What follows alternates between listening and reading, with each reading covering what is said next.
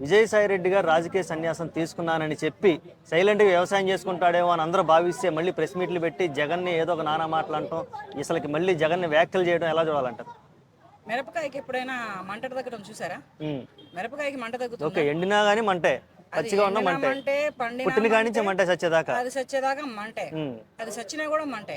Okay, నా ఆలోచన, నా అభిప్రాయం ప్రకారం ఏంటంటే, ఇప్పుడు వైఎస్ఆర్సీపీ పార్టీలో ఒక విజయసాయి రెడ్డి అనే వ్యక్తి ఒక వెన్నెముక, ఒక పునాదిరాయి. జగన్ గారి చేతి కింద నీళ్లు తాగి తాగి ఎన్నో చెప్పి ఉంటారు, ఎన్నో రకాలుగా ప్రయత్నించి ఉంటారు. మనోడు వినడు కదా, మనోడు ఒక తండ్రిలా చెప్పినా వినడు, ఒక బాబాయ్లా చెప్పినా వినడు.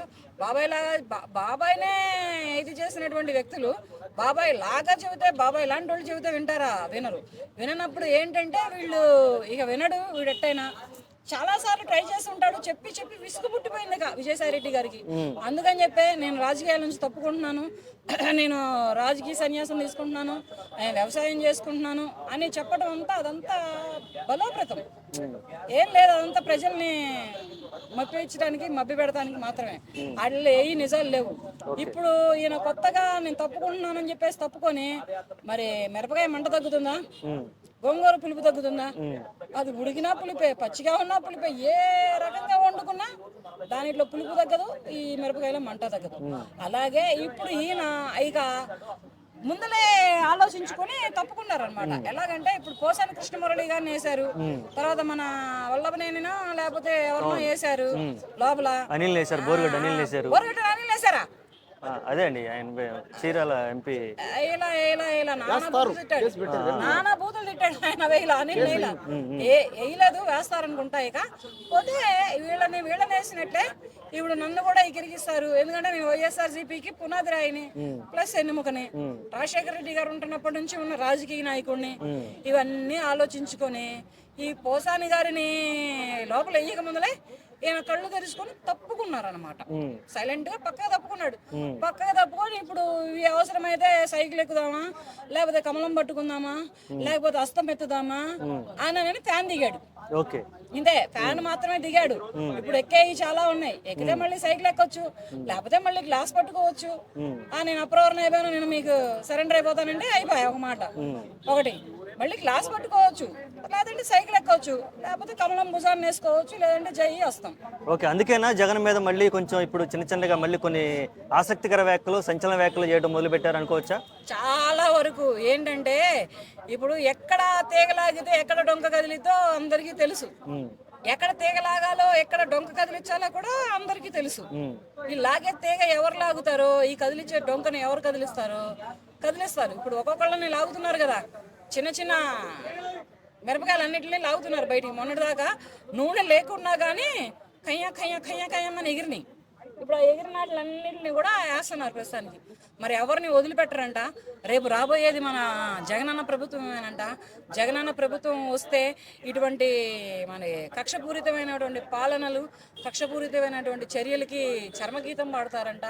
చాలా ఆడవాళ్ళు అయి ఉండి కూడా చాలా భయంకరంగా మాట్లాడుతున్నారు. ఓకే, ఏదైతే 10 సంవత్సరాలు వైసీపీకి పనిచేసి ఒక పెద్ద తలకాయగా ఉన్న విజయసాయి రెడ్డి గారు ఒక చిన్న ప్రెస్ మీట్ పెట్టి కొంత వ్యాఖ్యలు చేయగానే ఆల్రెడీ ఇంకా వాళ్ళ ఛానల్లో, వాళ్ళ పర్సనల్ ఛానల్లో విజయసాయి రెడ్డి కౌంటర్ అంటూ వరుస పెట్టేశారు.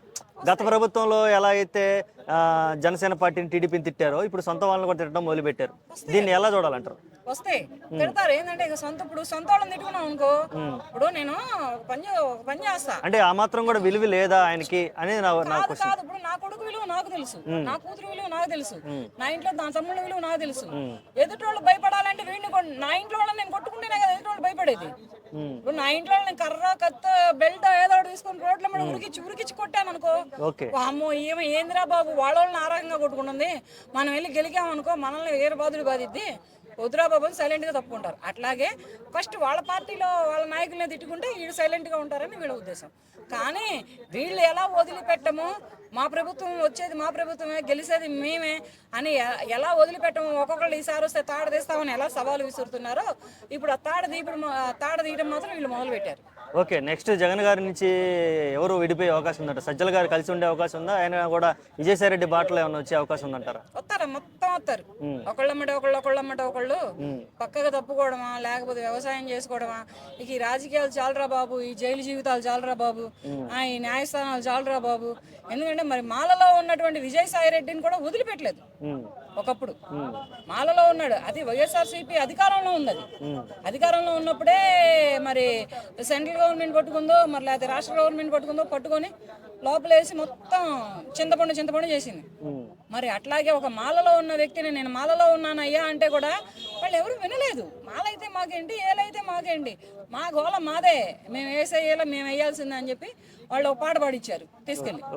దాని మీద ఏంటంటే ఇలాగే ఎవరైనా కానీ వదలరు, ఎవరిని ఎవరు వదిలిపెట్టరు. ఇవి కక్ష సాధింపు చర్యలు అనుకుంటారో, లేకపోతే వేధింపులు అనుకుంటారో, లేకపోతే ఏ తలవంపులు అనుకుంటారో, ఏ కుదింపులు అనుకుంటారో, ఏమనుకున్నా కానీ ఎవరిని ఎవరు వదిలిపెట్టరు. ఎవరు చేసుకోవాల్సిన పని వాళ్ళు తీసుకుంటారు, ఎవరు తీసుకోవాల్సిన రివెంజ్ వాళ్ళు తీసుకుంటారు. ఓకే, చివరిగా నేను మీ అభిప్రాయాన్ని అడుగుతున్నాను. విజయసాయి రెడ్డి గారు మళ్ళీ రాజకీయాల్లోకి రావాలి, ఏదైనా పార్టీలో చేరాలి అంటే మీరు అవునంటారా కాదంటారా? ఏ పార్టీలో చేరితే బాగుంటుంది అంటారు? చేరతాడు ఆయన, ఆయనేమంత తేలిగ్గా కూర్చోడు. ఆయన కూర్చోడానికి ఆయనకి విల్లు వాగిళ్ళు లేనోడు కాడు, మామూలు రోడ్ల మీద తిరిగేటువంటి ఒక పేరు ఊరు లేనోడు కాడు, ఒక సాదాసీదా వ్యక్తి అయితే కాడు, ఒక కామన్ మ్యాన్ కాడు. కామన్ మ్యాన్ కానప్పుడు అతను అతనికి రాజకీయంలో సంపాదించుకున్నాయి కాపాడుకోవడం కోసమైనా ఏదో పార్టీలోకి అయితే చేరతాడు. అది ఏ పార్టీ అనేది మాత్రం గ్యారెంటీ ఇవ్వలేను. దానికి కమలాన్నైనా భుజాన్ని వేసుకోవచ్చు, లేకపోతే అస్తమైనా ఎత్తొచ్చు, లేకపోతే సైకిల్ అయినా తొక్కొచ్చు. ఆ వయసులో సైకిల్ అయినా తొక్కుతాడు, లేకపోతే గ్లాస్ అయినా జనసేనలోకి వస్తే ఎలా ఉంటుంది? పోనీ గ్లాస్ అయినా పట్టుకొని కుర్చీలో కూర్చుంటాడు. ఒకవేళ జనసేనలో చేరతాను అంటే ఏమన్నా జనసేన తరపు నుంచి ఆహ్వానాలు ఉంటాయా, లేదంటే వ్యతిరేక పవనాలు ఉండే అవకాశం ఉందంటారా? పవన్ కళ్యాణ్ గారు తీసుకోవద్దు.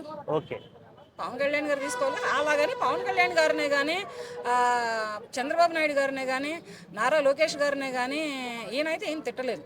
తిట్టినట్టు నేను ఎక్కడ దాఖలు చూడలేదు. ఈయన పనేదో ఆయన పార్టీ పరంగా ఆయన సైలెంట్గా చేసుకుంటూ సైలెంట్గా ఎక్కడ వెనకేసుకుంటూ వెళ్ళిపోయాడు, అంతేగాని ఇంక అంతకు మించి వీళ్ళెవరు ఇప్పుడు ఈ పోసారి కృష్ణమురళి లెక్క, తర్వాత రోజా గారి లెక్క, తర్వాత ఈ వల్లభలేని వంశీ లెక్క, లేకపోతే కొడాలి నాని లెక్క, వీళ్ళ లెక్క మాత్రం నోరైతే పారేసుకోలేదు ఎవరి మీద. ఎవరో ఉంది ఆడ దాక్కుందంట, అది ఎవరో శ్రీరెడ్డి ఎవరో, దాని లెక్క కూడా నోరైతే పారేసుకోలేదు. Okay, thank you so much.